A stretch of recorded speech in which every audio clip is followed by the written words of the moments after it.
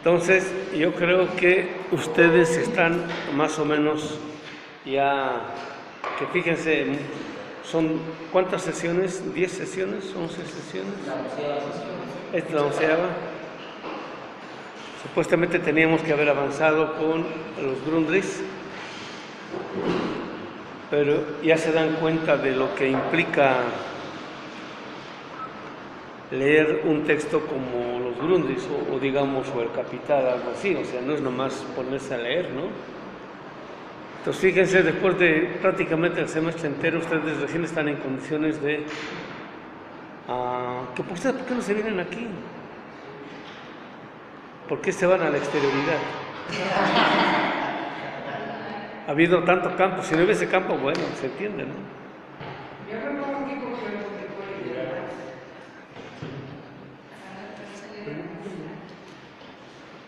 Entonces, ha sido mucha introducción porque hay que explicar muchos previos. Yo tengo una metáfora para ilustrar esto. Una vez, cuando vivía en Miami, un pastor me hizo un comentario que me dejó pensando hasta el día de hoy.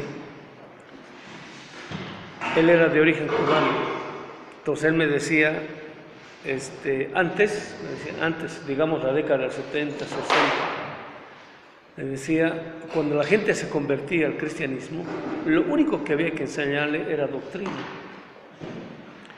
porque los valores morales ya los tenía, digamos, no mentir, no engañar, no ser adúltero, no ser borracho, la gente ya los tenía. Entonces había que enseñar solamente doctrina, ¿no? La salvación, esas cosas. Pero dice, pero ahora la gente se convierte y no hay posibilidad de enseñarles doctrina, porque hay que enseñarles, hay que educarles, hay que decirles, porque no seas mentiroso, no seas adúltero, no seas borracho, no le pegues a tu mujer, y así, o sea, los valores básicos no los tienen, ¿no? Entonces dice, por eso no se puede decir. En el caso nuestro, ¿no? Antes, yo recuerdo, y alguna gente, ¿cómo se llama?, que lo dice, ¿no? Cuando llegábamos a la licenciatura, pero especialmente a la maestría, ¿no? La gente ya llegaba con lecturas hechas, ¿no? La gente ya sabía redactar, ¿no? Ya tenía, digamos, cierto tipo de experiencia práctico-política, por decir. Y entonces podían emprender un trabajo como la reflexión filosófica, ¿no? En cambio ahora, ¿no?, ingresan a la licenciatura, no saben ni leer ni escribir, no saben lo que es un resumen, ¿no? Y saben más de la vida de Thalía, Luis Miguel y demás que de lo que ha pasado en el mundo, o sea, no saben nada. Entonces hay que empezar, o sea, no de cero, sino menos de cero, como para poder explicarles algo, digamos, como para que entiendan algo, digamos, ¿no? De qué trata la filosofía, etcétera, etcétera, ¿no? Y en la maestría pasa algo similar, ¿no? Una vez, debía ser el 2011 exactamente, hicimos un curso, expusimos el Capital en el seminario de Dussel. Entonces, habían 3 alumnos del doctorado de Economía de la UNAM en nuestro curso. Entonces, ellos decían, especialmente una chava, yo que recuerdo bien, decía, al terminar ya el curso, dice, ¿no? Nosotros hemos hecho licenciatura en Economía, maestría en Economía y doctorado en Economía. Bueno, ahora estamos haciendo doctorado en Economía. En la licenciatura hay materias de Economía de Marx, en la maestría también hay, pero nunca hemos leído a Marx. Siempre las interpretaciones, ¿no?, por aquí comentarios, todos esos capitulitos ahí metidos, que uno los podía leer o no los podía leer, por un lado, ¿no? Segundo, nunca así, letra, o sea, párrafo por párrafo, línea por línea, explicado bien qué quiere decir, nunca. Estaban haciendo doctorado en Economía. Ahora, en el doctorado en Economía, ¿no?, hay mucha gente de larga tradición marxista. O sea, no está pura gente de derecha, por decir, ¿no? Entonces, cuando uno quiere emprender un trabajo como el nuestro, no se puede empezar, bueno, señores, vamos a empezar con el capital, los Grundis, y empezar a exponer nomás. No, no se puede. Porque la gente está con pajaritos en la cabeza, está con Althusser, está con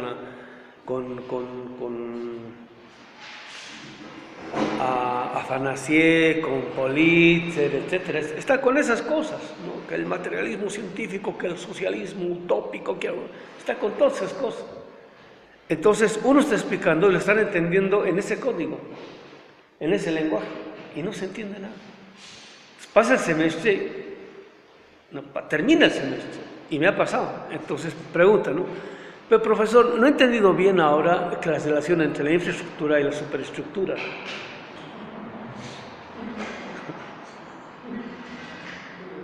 ¿No? Ahora ustedes se pueden reír porque entienden más o menos el problema. O sea, no entendieron nada. ¿Por qué? Porque están atrapados. Entonces, primero lo que hay que hacer es vaciar el contenido previo, que es un poco lo que hemos intentado hacer. Por eso la introducción se torna larga. O sea, hay que preparar el terreno primero como para que lo que se va a decir recién tenga sentido. ¿Sí se entiende? ¿No? Y normalmente eso la gente no entiende. Dice, no, te están dando vueltas y vueltas y vueltas y vueltas y no está propiamente en el texto, por decirlo. Entonces, todo esto para ir aclarando de mejor modo el por qué hacemos este tipo de introducción. ¿Habíamos quedado en la página? Sí, sí, terminamos. Ya. Entonces, ahora Dussel empieza a comentar directamente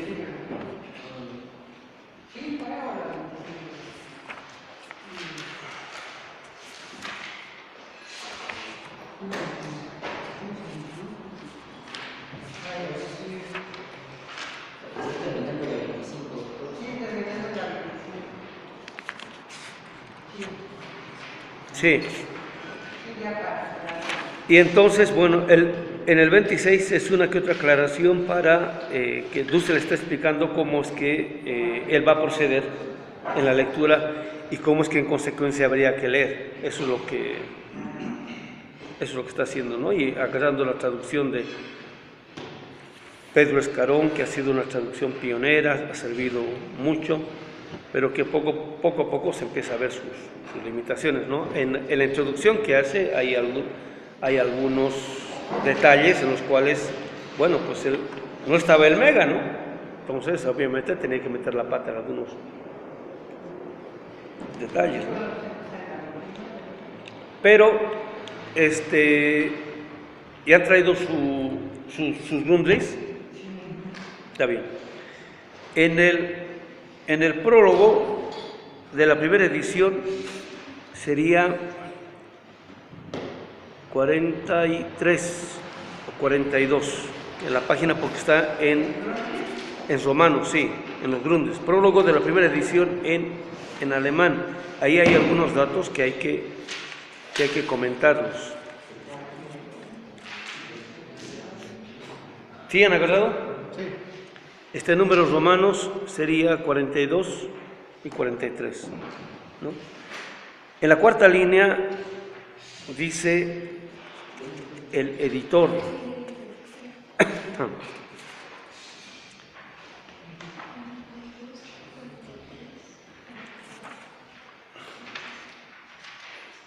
Entonces, el editor es el Instituto Marx Engels Lenin, es el primer proyecto de el Mega, ¿no? O sea, aquí sería el email, ¿no? Y está firmado en noviembre del 39, ¿no? ¿Se han encontrado? Porque está la X y la L. Si es la L, la L es 50, ¿no? La X es 40, sería 42. Pero está en romanos.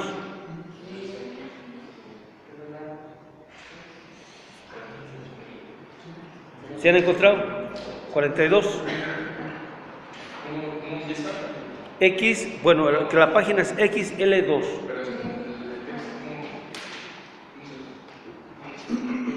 En la línea cuarta dice, desde octubre de 1857.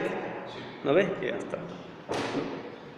Entonces dice, desde octubre de 1857 hasta marzo de 1858, trabajando sobre todo en horas de la noche, Marx escribió en 7 cuadernos el gran manuscrito que aquí publicamos. La introducción con la que se abre este tomo surgió en agosto-septiembre de 1857. Ahora, mucha gente dice julio-septiembre. Él está diciendo agosto-septiembre. No, o sea, es un mesecito de diferencia, ¿no? Entonces, pero el grueso ha sido escrito entre octubre y marzo, bueno, octubre del 57 y marzo del 58. Octubre, noviembre, diciembre, enero, febrero, marzo. 5 meses, compañeros. ¿Ven esa capacidad de escritura que tiene Marx? Y en las noches, ¿no? Ya hemos hablado de su vida, el tipo de vida que él estaba llevando en el día, ¿no? Y 1857-58, bueno, desde que Marx llega a Londres, está viviendo en el Soho, que les había dicho, esta zona que está cerca del Capitolio, terribles condiciones de vida, ¿no? De ahí se va a, ¿qué se llama? Creo que se llama Grafton Terrace, un pequeño, bueno, no es departamento, tiene ahí 2 cuartos ahí arriba también, ¿no? Pero esto sí tiene cocina, baño privado, ¿no? Está un poquito mejor, pero es un poquito mejor nada más, ¿no?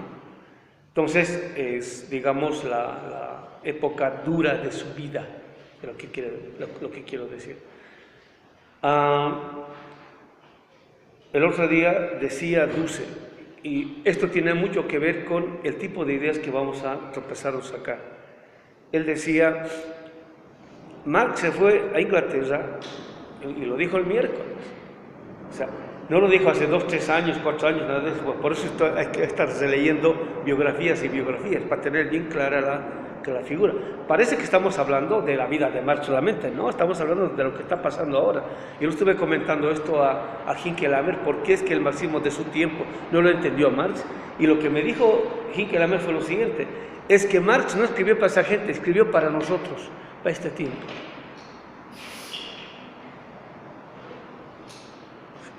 ¿Sí se entiende? ¿No? O sea, estaba tan avanzado él, ¿no? Que él se daba cuenta que su generación estaba en pañales, ¿no? Entonces, supuestamente nosotros somos la generación que está ya en condiciones de, bueno, hay que ponerse a la altura de eso, ¿no? Por eso van este tipo de comentarios. Entonces, Dussel dice, ¿no? Marx se fue de Francia a Inglaterra, porque en Inglaterra él iba a tener una visión de la economía mundo total. Bueno, ¿qué dicen los biógrafos? ¿No? ¿Qué dicen los biógrafos? Marx se fue de Francia a Inglaterra, ¿no? La guerra civil de 1848-49 había sido un fracaso, ¿no? Y Marx tiene que irse porque el gobierno francés le dice, no te puedes quedar en París, sino Chiapas, cerca de Guatemala, por decir, ¿no? Por ahí no, es una zona fangosa, pantanosa, todo eso. Entonces él dice, ¿qué voy a ir a hacer ahí? Y le dice a la gente, no te vayas, te vas a morir, porque mucha gente se enferma y se muere ahí. Entonces dice, no le queda otra que irse a Inglaterra, porque muchos exiliados se están yendo a Inglaterra, muchos refugiados políticos se están yendo a Inglaterra, y en Inglaterra hay condiciones para el refugiado político y para el exiliado político, hay condiciones. Digamos, es una sociedad más liberal, por decir, en ese sentido, ¿no? Más abierta. Entonces, a su mujer le dice, me voy a adelantar, porque su mujer iba a recoger una pequeña herencia, porque ya no tenían dinero, ¿no? Entonces, me voy a adelantar y voy a conseguir dónde vivir todo eso. Entonces llega a Inglaterra y se va a vivir a esa zona, una zona bien populosa, donde llegan los inmigrantes de origen alemán, francés, austriacos, etcétera, etcétera, ¿no?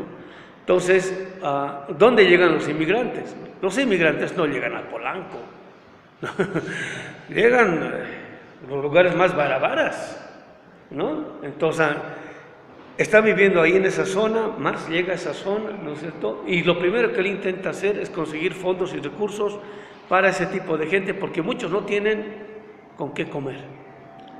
ni para pagar la renta, nada, ¿no? Entonces hay que conseguir dinero. Se va con Engels. Engels también recibe su ultimátum. Sus papás le dicen, ya no te podemos mantener, ¿no? Algo así como el señorito, ¿no?, revolucionoso que quiere que sus padres que lo mantengan para que trabaje en contra del capital, que nosotros somos capitalistas, no estamos de acuerdo con tus caminos. Si quieres irte por tu lado, pues vete por tu lado, pero nosotros no vamos a funcionar eso. Además, tú estás grande, formado, estudiado, etcétera, etcétera. Y especialmente su madre le dice eso, fíjense, ¿no? Entonces ahí no le queda más que irse a Inglaterra, en este caso a Manchester, ¿no?, para administrar el negocio de su padre. Entonces ahí hacen la santa alianza, por decir, entre Marx y Engels, y le dice Engels más o menos, ¿no?, pero no así de frente, no, yo te voy a mantener y tú vas a estudiar, no, nos vamos a apoyar, ¿no?, así digamos ahí. A partir de ahí son Marx y Engels, ¿no? Y bueno, Marx para conseguir fondos va a la City, a la bolsa de valores. Entonces, donde él llega se llama el Soho, y también en Manhattan hay una zona que se llama el Soho. De hecho, hay una obra de teatro que se llama Marx en el Soho. Véanla, me han recomendado mucho. Está en YouTube. Se llama Marx en el Soho, así se llama. S-O-H-O. No es una obra de teatro que me la recomendó un periodista argentino, Carlos Aznares se llama. Bueno, entonces Marx llega al Soho, ¿no?, y de ahí se va a la City, que sería como Wall Street, se va a la bolsa de valores para conseguir dinero, porque hay alemanes, etcétera, hay judíos, etcétera, etcétera, ¿no? Pero a su vez para intentar hacer negocios, ¿no? Entonces se encuentra ahí con un fenómeno muy interesante. Cuando va a Inglaterra, Marx dice, ¿no?, y le dice a su mujer, vamos a estar un tiempito, nomás uno o 2 añitos, hasta que la revolución vuelva a acontecer. Ojo, entre comillas, parece un detalle, pero es fundamental, porque tiene que ver con por qué escribe El Capital. ¿Por qué? Y había escrito textos altamente políticos, como el manifiesto del Partido Comunista, ¿no? Después de escribir el 18 brumario de Luis Bonaparte y la guerra civil en Francia. Son textos altamente políticos. Entonces, de esa política se puede deducir, ¿no?, un tipo de teoría política, etcétera, etcétera. Bueno, Marx pensaba de que bastaba con salir, por decir, digamos, a los sindicatos, ¿no?, agarrar a los líderes y discutir y convencerles de por qué es que hay que salir a las calles a luchar. Marx pensaba que bastaba con eso. Y la gente evidentemente sale. Algo de eso pasó durante la Revolución Francesa, ¿no? La gente se cansó, salieron a las calles y arrasaron con todo, ¿no? Y la experiencia de 1848 es similar. Se ponen de acuerdo, sí, hay que salir a la calle, hay que hacer, digamos, activismo político. Entonces se van a todos los barrios, a todas las zonas, al Estado de México, se van a Iztapalapa, a todas esas zonas, ¿no es cierto? Convocan a la gente, boom, vienen al centro, ya arrasan y hacen la revolución, por decirlo, ¿no? 1848 fracasa por eso, porque ya no es así. Y poco a poco Marx se va a dar cuenta. Entonces dice, ahora para que la gente salga a las calles, ya no basta con que se le interpele políticamente hablando, en el sentido de un activismo político, sino que hace falta una crisis económica. Producto de la crisis económica, la gente ahora va a salir a la calle. Entonces va esperando crisis, va esperando crisis, va esperando crisis. Y evidentemente acontecen crisis, pero la gente ya no sale a la calle. Y de este fenómeno empieza a darse cuenta en Londres, ¿no? Bueno, es un detallito. El otro detallito es el siguiente. Yo estoy trabajando multidimensionalmente todo este problema. ¿Por qué? Porque es un Marx para nuestro tiempo, ¿sí? ¿Cómo es que podemos transformar todo este orden de realidad? Tiene razón Marx, fíjense, ¿no? En esto del trabajo, porque cuando yo estaba viniendo aquí, yo estaba así. Me empiezo a meter en esto y empiezo a cobrar endorfinas. Me estoy animando. Y Marx hacía eso. O sea, se sentía mal todo eso, iba a tipo de disputa política, todo eso, y volvía medio desanimado. Que su mujer comenta eso en las cartas. Bueno, vamos a ver hasta dónde me dura la pila. Entonces, este era un detalle. El otro detalle es el siguiente. Cuando él quiere hacer negocios en la City, si quiere invertir en la bolsa de valores, especular, todo este tipo de cosas, él no sabe en qué. ¿No? ¿Por qué? Porque no tiene la información precisa de los precios. ¿Dónde hay buena mercancía barata? ¿Dónde están los mejores mercados? ¿Dónde están comprando? ¿Dónde se quieren más? Por decir, digamos, ¿no? Que me invento, ¿no? El café de Chiapas cuesta $100 el quintal, me estoy inventando, ¿no? Pero en Veracruz está a $50, ¿no? Entonces, el café se vende en San Diego, California, en $120 el quintal, ¿no? Si yo conozco esa información, yo no voy a comprar el café a Chiapas, ¿no? Porque voy a ganar solamente un $20 nada más. Me voy a ir a comprar a Veracruz, porque ahí puedo ganar $70, ¿no? Bueno, esa información hay que tenerla, y Marx no la tiene, esa información. Entonces pregunta, ¿dónde puedo tener esa información?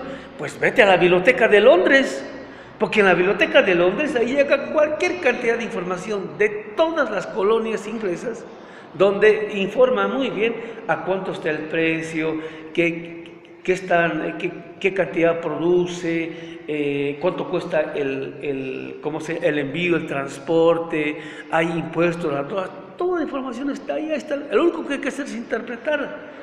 Híjole, es una maravilla. ¿No? Entonces, por eso va a la Biblioteca de Londres, fíjense.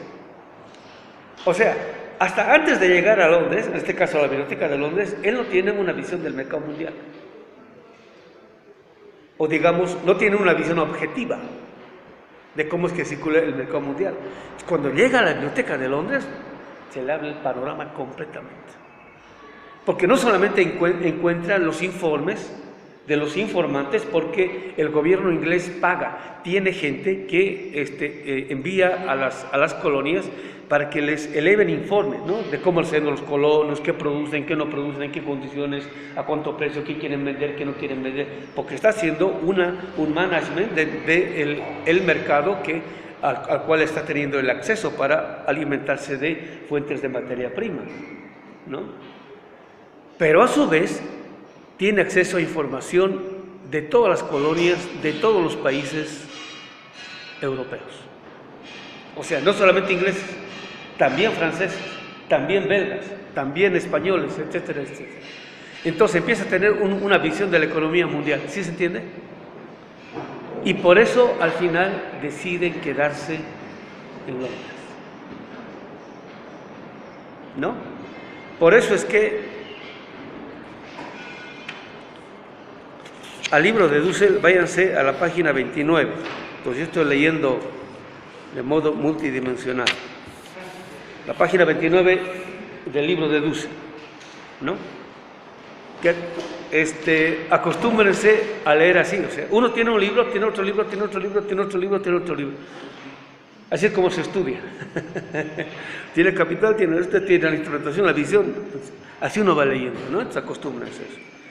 Entonces, dice Dussel, uno punto, el primer capítulo, sobre la producción en general. Dice, cuaderno M hasta la página 13 del manuscrito comenzado el 23 de agosto de 1857. Ustedes saben, Marx llegó a Londres el 24 de agosto de 1849. Han pasado 8 años, ¿no?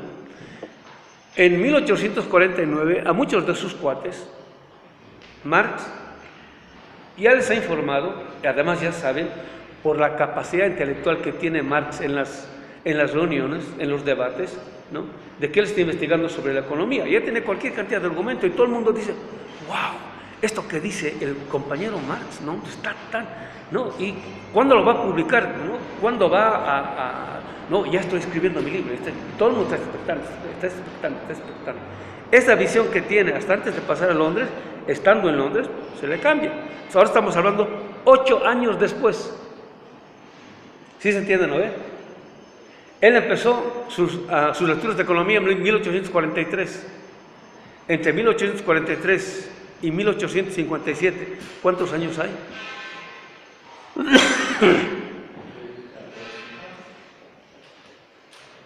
Casi 15 años. Son 15 años. No, pero en Londres, él está 8 años, ¿no? Entonces, 23 de agosto de 1857, jóvenes, ¿no? Ustedes se van al almanaque y busquen qué día era 23 de agosto de 1857. Era domingo. En domingo, Marx empezó a trabajar esto, ¿no? Ahora, ¿por qué empezó a trabajar esto? ¿No? Esto los había dicho.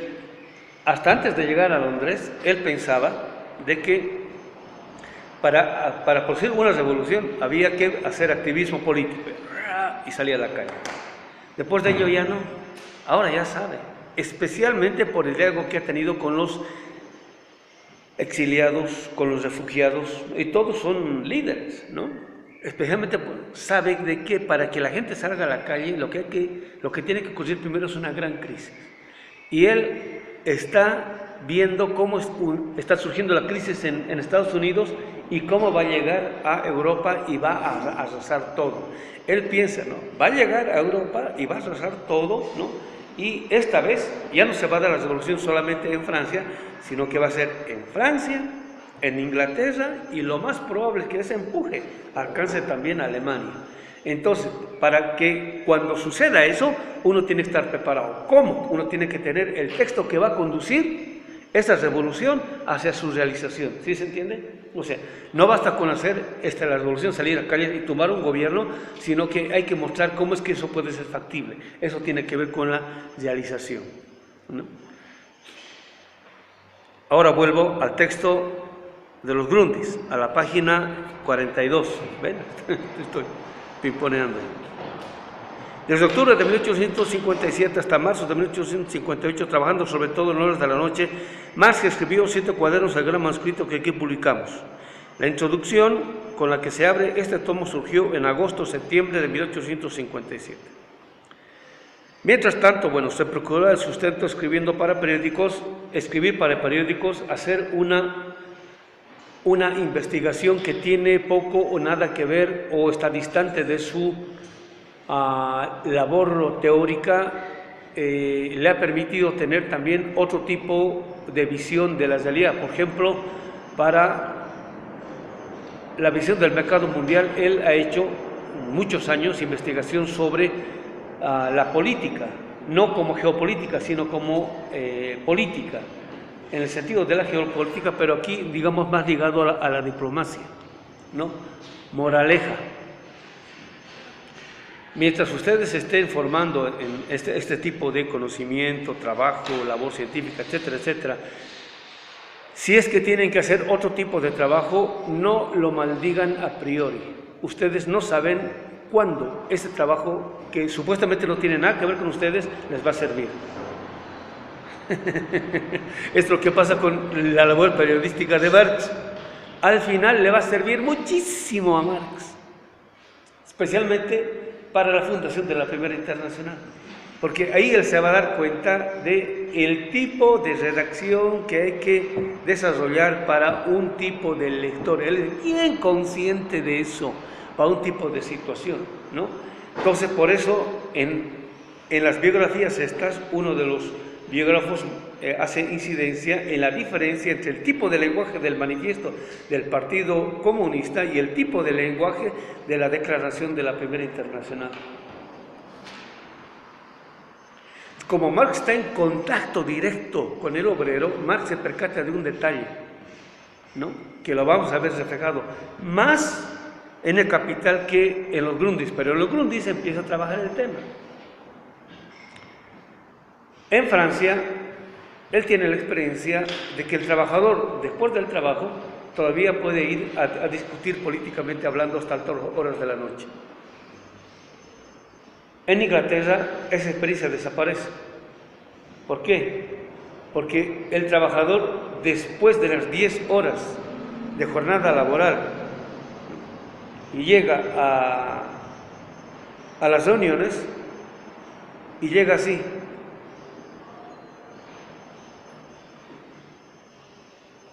¿Qué quiere decir eso? Él está viendo el modo como la explotación, o sea, la extracción de vida, se está intensificando por la industrialización. Es la extracción de fuerza de vida, literal.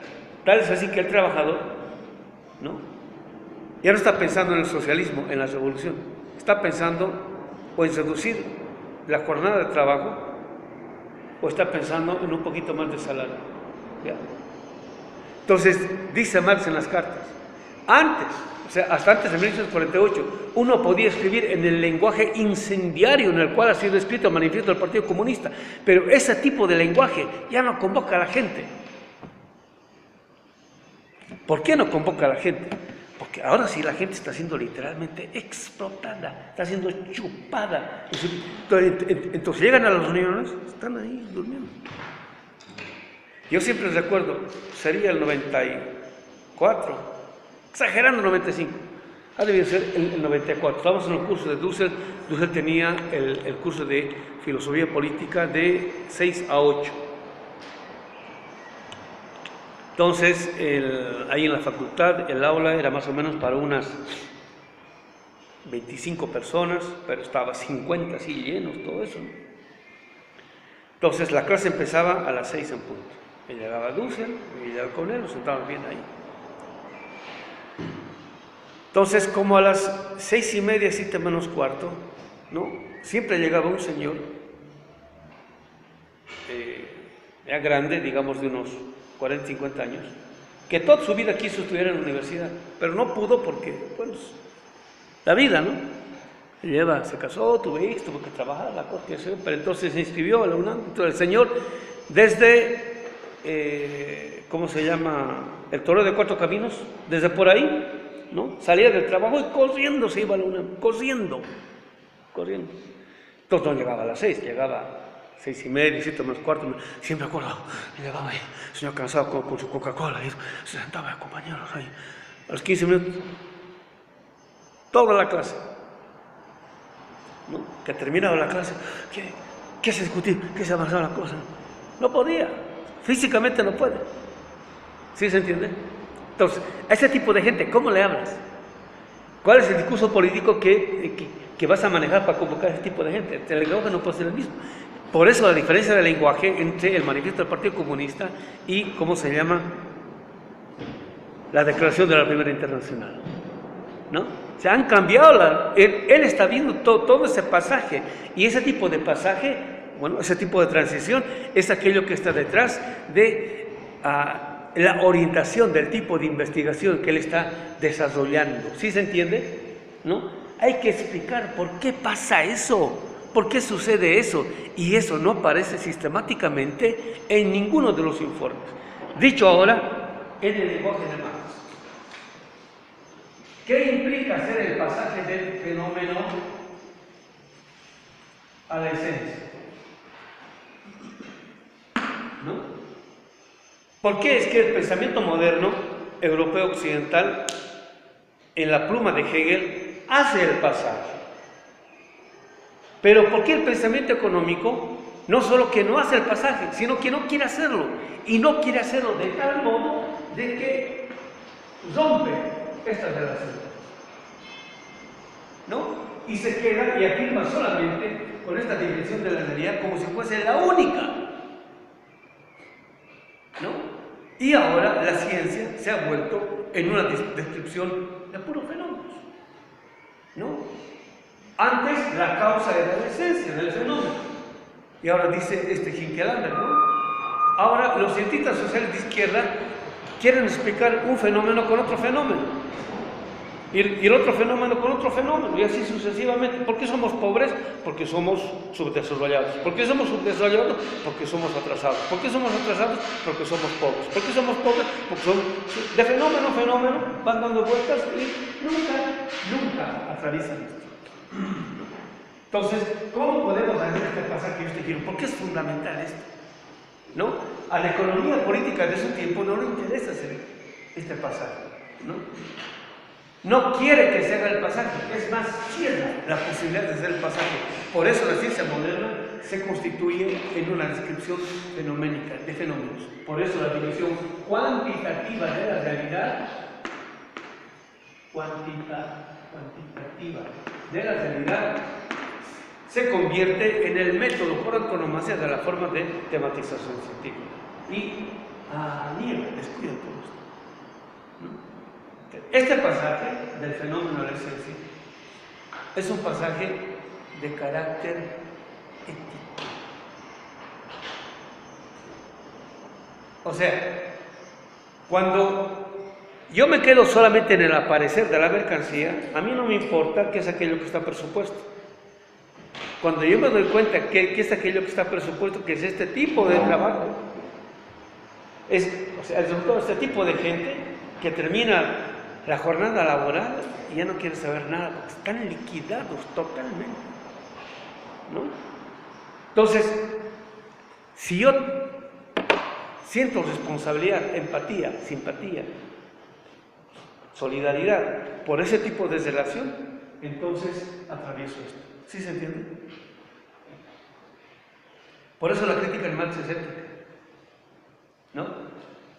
Sin embargo, este tipo de realidad produce su propia ética, en el sentido de la moral. Y como es fenoménica, es justo y lógico que sea relativista.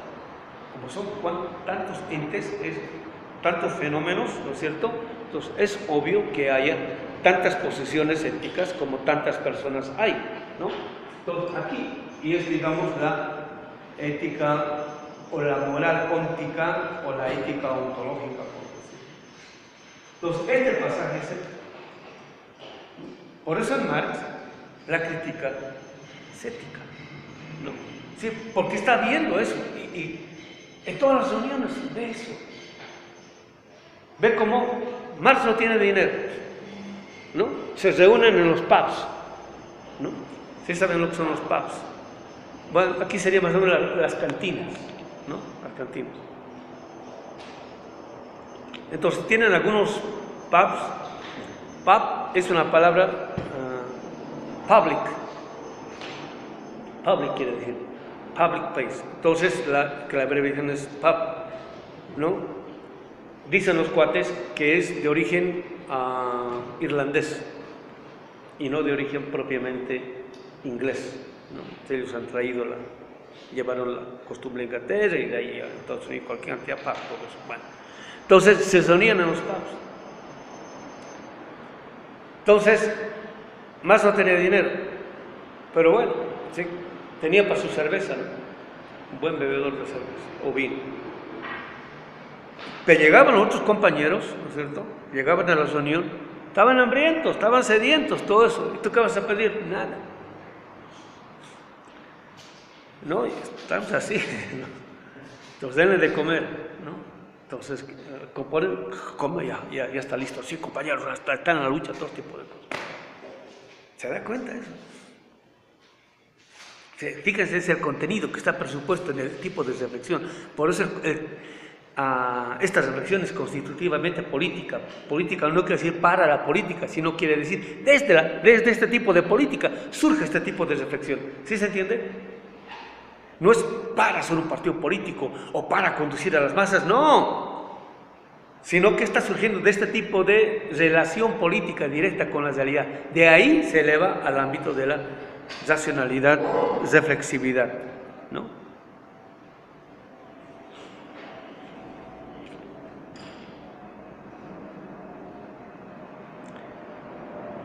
En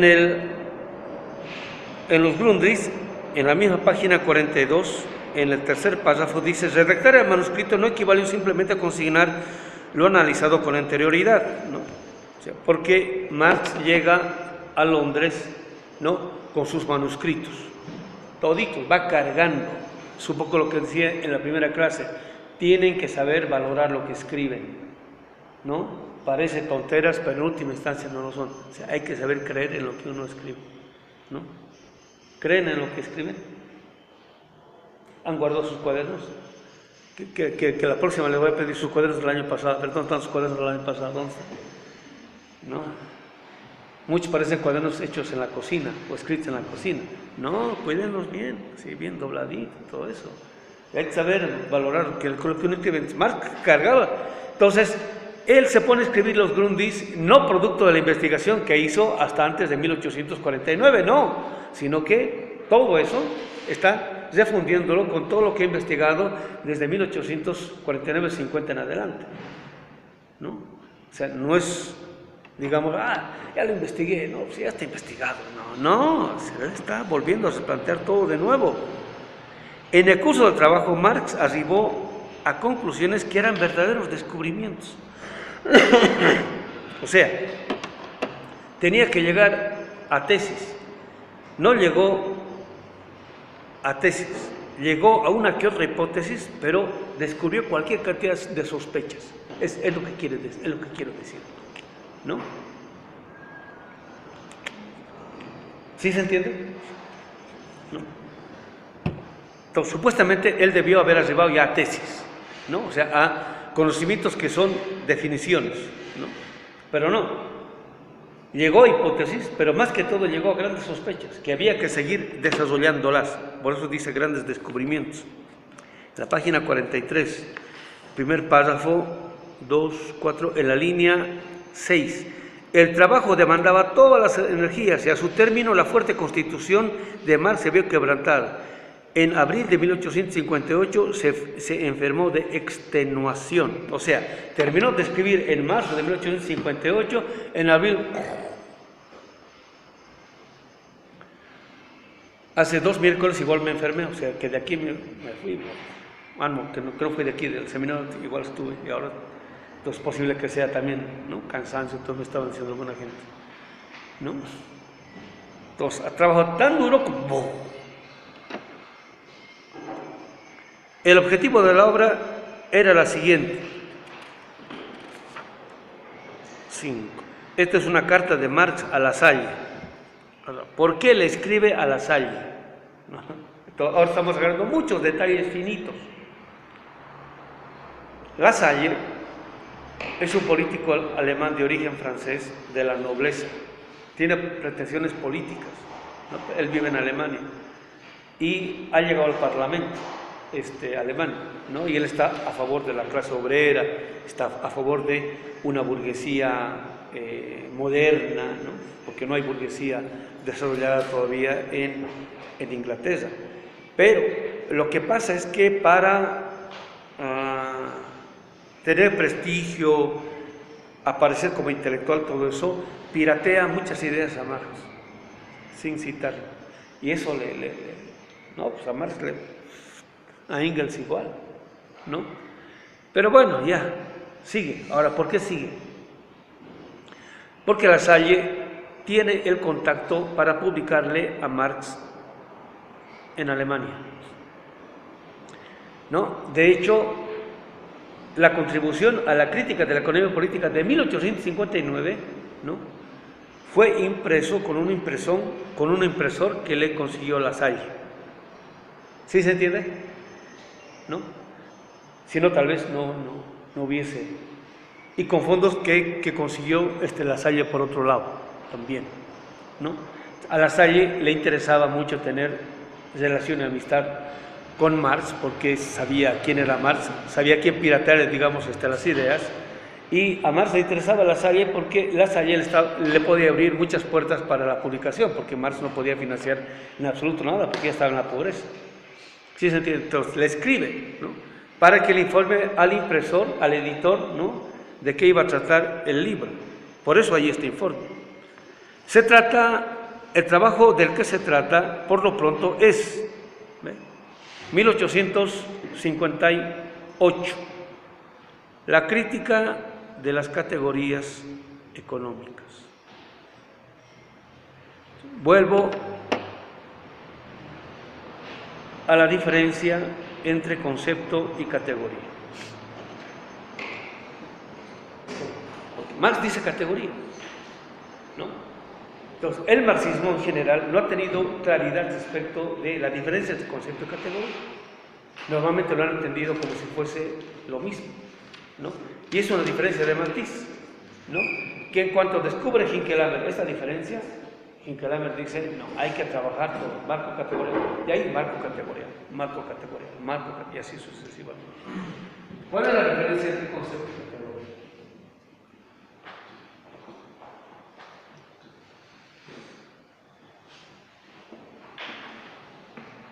El concepto es el conocimiento de algo.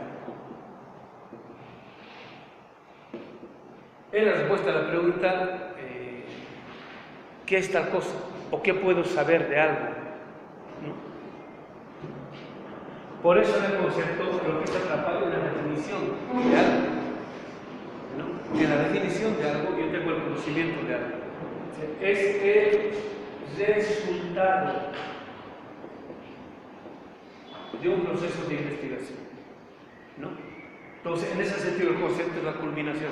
A eso es a lo cual se así, al conocimiento de algo. El problema acá es cognitivo. ¿Sí se entiende? En ese sentido es estrictamente teórico. ¿No? Yo quiero saber lo que es el Estado, hago una investigación y al final arribo al concepto de Estado. ¿No? ¿Está bien? Bueno. ¿Cuál es la diferencia entre el concepto y la categoría? ¿No? Entonces, si el concepto es el resultado de un proceso de investigación, la categoría es aquello con lo cual se procede un tipo de práctica, ¿no? La categoría es un concepto en función política. En función política quiere decir acá lo siguiente: con esto, o sea, con el concepto, con este tipo de contenido, con este tipo de conocimiento, ¿qué es aquello que puedo hacer? Eso quiere decir, en la realidad, ¿no? ¿Qué dimensión de la realidad puedo transformar, modificar, cambiar, revolucionar? ¿Y qué dimensión de la realidad no se puede? O sea, ¿qué es aquello que se puede y qué es aquello que no se puede hacer en la práctica con tal o cual tipo de concepto? Entonces, el problema ya no es cognitivo, el problema es práctico, político, empírico. ¿Sí se entiende? En ese sentido, el problema de la categoría es la respuesta a la pregunta: ¿qué es aquello que puedo hacer? Es el problema de la práctica o de lo político. Cuando Marx dice en la 11ª tesis sobre Feuerbach, hasta ahora los filósofos lo único que han hecho es interpretar, lo único que han hecho es producir conceptos. Cuando dice de lo que se trata es de transformar, ahora de lo que se trata es de producir categorías. ¿Sí se entiende? No está diciendo que hay que abandonar la filosofía. Ahora, todos aquellos, incluyendo la escuela de Frankfurt, que dicen que hay que abandonar la teoría filosófica, no han entendido esto. ¿Qué tal? ¿Sí se entiende? No han entendido esto. Y es una cuestión de matiz. Muy sutil. ¿Y dónde está esa sutileza? En Hegel. ¿No? Entonces, cuando entiendo esa sutileza, yo puedo entender perfectamente a qué se está refiriendo Marx, ¿no? Con el tipo de conocimiento que ha producido la economía clásica de su tiempo, qué se puede hacer en la realidad y qué no. Por eso es una crítica de su marco categorial, porque con ese marco categorial la economía política lo que está produciendo, por un lado riqueza, pero por otro lado miseria y a escala abundante. ¿Sí se entiende? Eso nomás se puede hacer. Bueno, entonces hay que tener otro tipo de marco categorial para producir otro tipo de realidad. ¿Sí se entiende? Pero para producir ese otro tipo de realidad hay que producir otro tipo de conceptos. ¿Sí se entiende, compañeros? Ahora, ¿está la diferencia? ¿No? Entonces, cuando está diciendo Marx aquí, fíjense, esta diferencia que estoy haciendo, ni Dussel la tuvo clara. Y cuando lleguemos ahí vamos a ver, ¿no? Y todito el libro no tiene claro. Y el segundo. Ahora, yo no estoy diciendo, no, es que no es fácil, compañeros. Yo lo tuve clara gracias a Hinckley, primero, o sea, ahí tuve la sospecha. De ahí volví a Hegel, y ahí recién aclaré. Y cuando volví de Hegel a Marx, no, pues ahí se aclaró, pero siempre guiado por la pluma o los libros de Hinckelhammer. Ahí recién se me aclaró. ¿Sí se entiende, compañeros?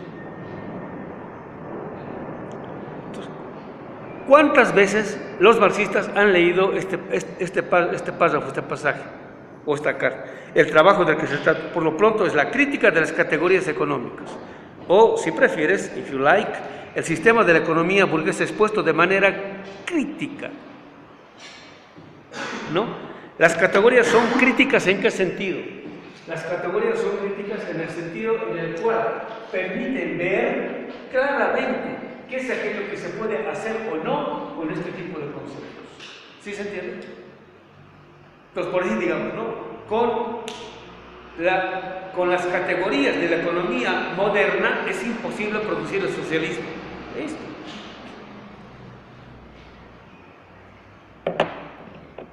¿Por qué? ¿Para qué han sido desarrolladas las categorías de la economía moderna? Para desarrollar capitalismo. Todo el mundo está formado al interior de la categoría del pensamiento económico moderno, ¿no es cierto? Y con eso quiere hacer socialismo. No se puede, no se va a poder. ¿Sí se entiende, compañeros?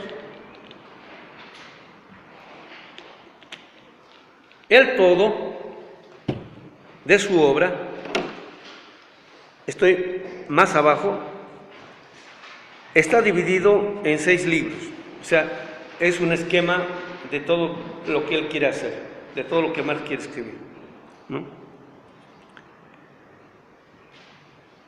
El primero del capital,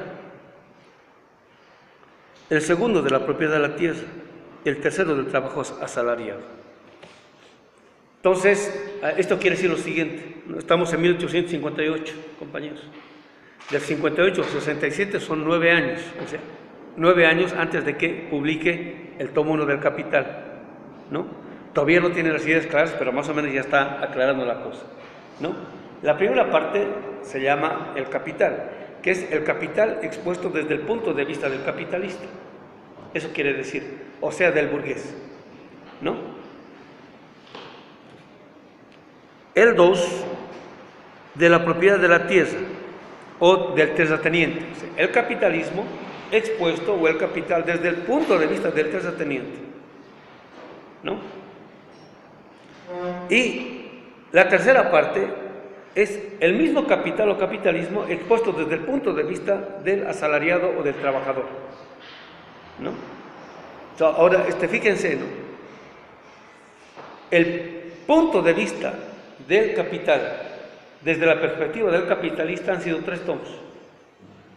Solamente exponer a las 3 clases sociales fundamentales del capital, la burguesía, terratenientes y, ¿cómo se llama?, el proletariado, eran 9 tomos, ¿no? Bueno, después de eso, el 4 está del Estado, ¿no? Cómo el capitalismo produce su propia imagen de Estado, ¿no ven? Después de eso, este Estado, cuando desarrolla producción capitalista, tiene que relacionarse con los demás estados. Entonces, el quinto es la relación entre un Estado y otro Estado, comercio internacional, ¿no? Digamos, México, Estados Unidos. Y el sexto, el mercado mundial, ¿no? Entonces, 6 por 3 serían 18 tomos, ¿no ve? De los 18 tomos, Marx ha publicado 1, ¿no? O sea, si fuésemos bien marxistas, hueso colorado en el sentido estricto, ¿no es cierto? A 6 por 3, 18, de los 18 ha publicado 1, faltan 17, los 17 tienen que escribir ustedes. ¿Qué tal? Hay que continuar la obra, pues, ¿no? Pero, en parte, en los 3 tomos del Capital, en parte está contenido todo. O sea, hay que seguir desarrollando, ¿no? O sea, gran parte del trabajo ya se ha hecho, pero ha pasado más de siglo y medio, ¿no? 1867, 2017 van a ser 150 años, ¿no ven? Compañeros, 150 años, ¿ven? 2017, ¿no? O sea, siglo y medio siglo y medio después, ¿no es cierto? 150 años después, hay que continuar con esto. Me salto a la página 56 de los Grundes.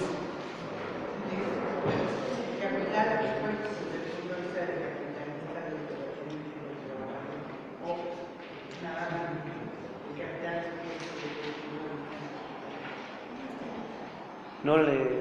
Sí, me significa capital, es lo único que el futuro está en el capital. La tierra, el trabajo, pero a veces significa lo que es explicar el capital no nada más desde el capitalismo, sino desde el capitalismo, sino desde el trabajo. Claro. Sí, sí. Sí, bueno, esto es lo que... ¿Perdón? Por eso significa... Claro, claro. ¿No? Eso es en la racionalidad dialéctica, ¿no?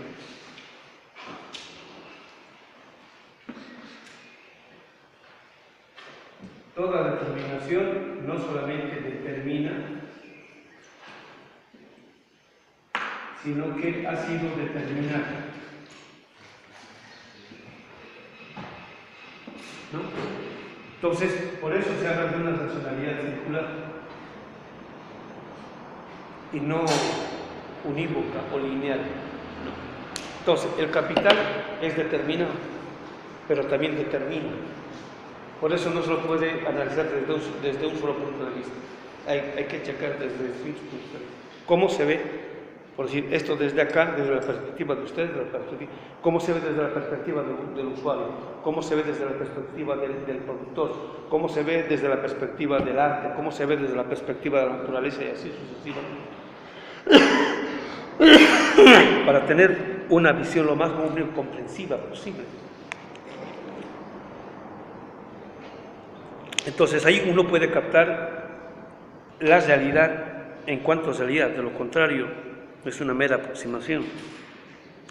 A fines de marzo del 58, cuando Marx cayó enfermo de fatiga, el trabajo estaba finalizado, aunque no en una redacción definitiva.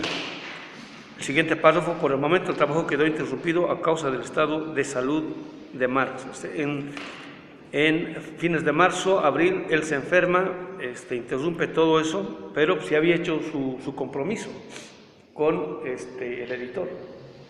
No tiene ahí ya, digamos, el grueso del manuscrito, pero él dice no, él termina de escribir, dice no está, no, así no puede salir. ¿No? Y en parte él escribe también, porque tiene cualquier cantidad de manuscritos, no solamente desde Francia, sino también ya ahora de Inglaterra, y nunca ha podido articular todo eso, y esta es la primera vez que articula todo eso. O sea, tiene una visión de conjunto de todo lo que él ha investigado hasta ese entonces. Entonces él se da cuenta que la investigación todavía está en ciernes, o sea, todavía está inmadura, por decir. Entonces él no es, ¿cómo se llama?,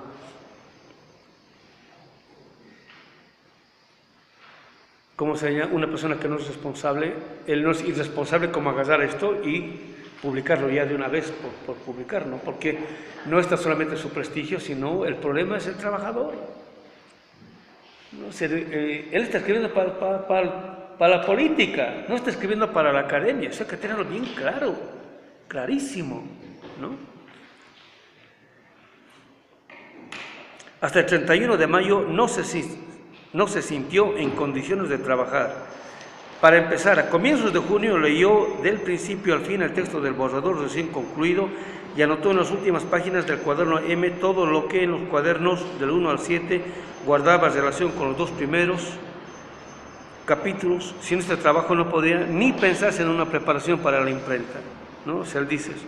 Lo endemoniado es que, esta es cita de Marx, es una carta, lo endemoniado es que en el manuscrito, que impreso formaría un tomo bien grueso, todo anda entreverado como un cajón de mercachifle y aparecen primero muchas cosas destinadas a partes muy posteriores. Por eso tengo que hacerme un índice de en qué cuaderno y en qué página se encuentra decosido. Ahí está la palabrita esa, ¿no? toda la mierda que tengo que utilizar en primer término, ¿no? O sea, el que le trae mal, pues, mal todo este tipo de trabajo. Sin embargo, 2 párrafos más abajo, en el verano de 1858, Marx no pudo ir más allá de la redacción del índice del comienzo del capítulo dedicado al valor. No es solamente problemas de enfermedad, sí, está mal. El problema está complicado, o sea, lo que él está descubriendo está complejo. ¿Sí? ¿Cómo? O sea, el problema de la explicación. Ya he investigado, bueno, ahora, ¿cómo expongo esto? ¿Cómo explico esto? ¿No? ¿Cómo hago inteligible esto? Es siempre el problema. El siguiente paso, la preparación para la imprenta no comenzó realmente hasta septiembre de 1858. Está preparando ahora la contribución a la crítica de la economía política de 1959. De eso está hablando. El resultado fue un nuevo manuscrito, el texto original de la contribución a la crítica de la economía política.